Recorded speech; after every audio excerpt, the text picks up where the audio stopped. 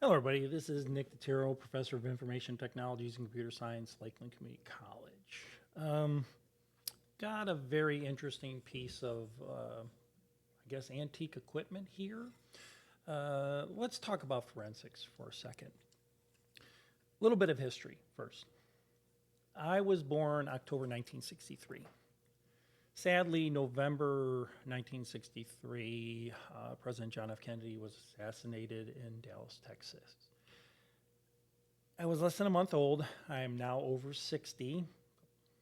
And I've seen the technology change. Obviously, I don't remember that incident, too young to remember that incident. But I've seen technology change over time. Now, the camera I'm holding here, the movie camera I'm holding here, it's a Super 8 camera.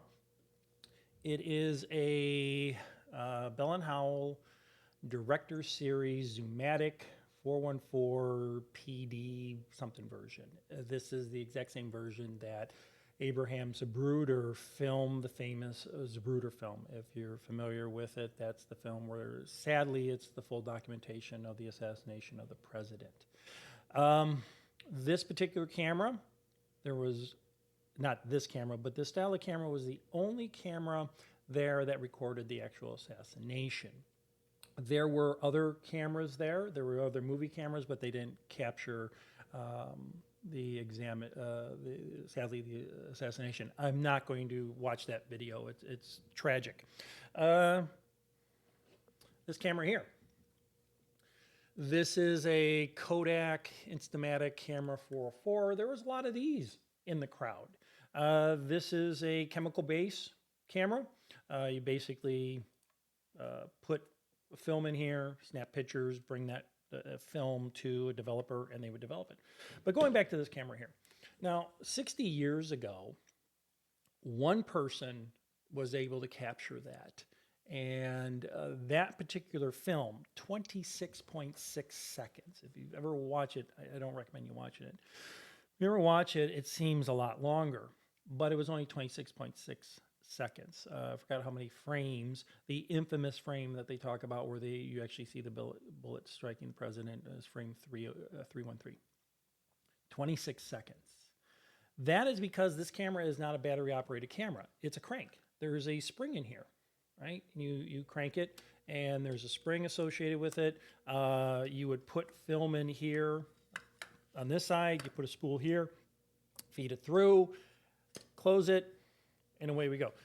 This camera in the early 60s, couple thousand dollars. Abraham Zapruder was a very interesting person. It was his hobby on this.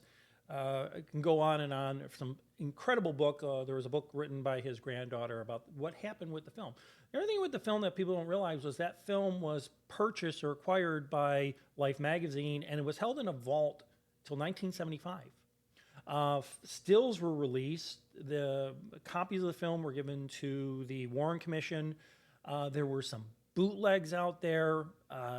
Some were released in some other situations, but Life magazine, and especially Abraham Zapruder, did not want that film made out to the public. It was so graphic.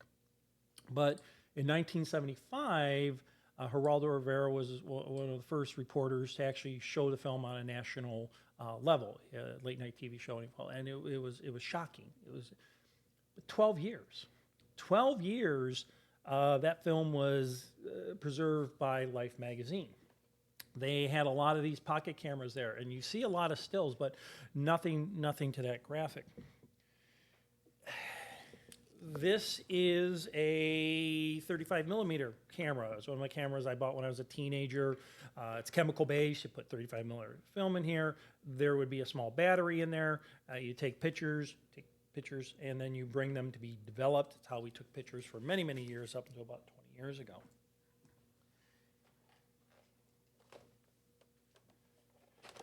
This thing here. It's an exact copy of a tape recorder, a cassette tape recorder I had when I was a small child. I used to run around with it and record things and stuff like that. Now, what's interesting about these tape recorders, these cassette tape recorders that pop it out, and there's a cassette and stuff like that, is they were extremely popular in the 1960s. They were cheap, they were inexpensive. So in the 1960s, 1970s, these tape recorders were very inexpensive. Now, the reason I bring these one up is that in 1970, there was a tragic situation that occurred at Kent State University. May 4th, 1970, we had 4 students that were killed at Kent State, and very similar, a lot of still shots, not a lot of camera angles and stuff like that, but what a lot of students did when they were in the dorms, they were carrying around these tape recorders and they were taping the audio of the event. They didn't know there was going to be shooting there. They were practicing being journalists. Some people were hanging them out their windows. Some were carrying around. They were interviewing. But those tape recorders, because they were so cheap, that there was a lot of recordings of that particular event, to the point where when they were investigating the event, they were asking for people to bring the recordings in, and they were able to get audio of the gunfires and things like that. But because it was poor quality, it wasn't, it just wasn't definitive in the nature. And people would argue they heard an earlier gunshot, they didn't. Anyways, fast forward 60 years. Actually, fast forward maybe like 45 years. I'm holding my smartphone. This is an iPhone 15. Picked it up a couple months ago. Forget about the technology. Forget about that, NASA didn't have all this technology in this particular phone. This phone takes pictures, it takes audio, it takes video.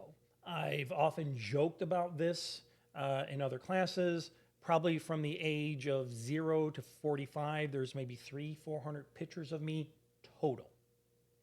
And that's class pictures, wedding pictures, you name it, 300 to 400 pictures total. I have a couple hundred photos on this camera just from last week. I'm routinely taking pictures.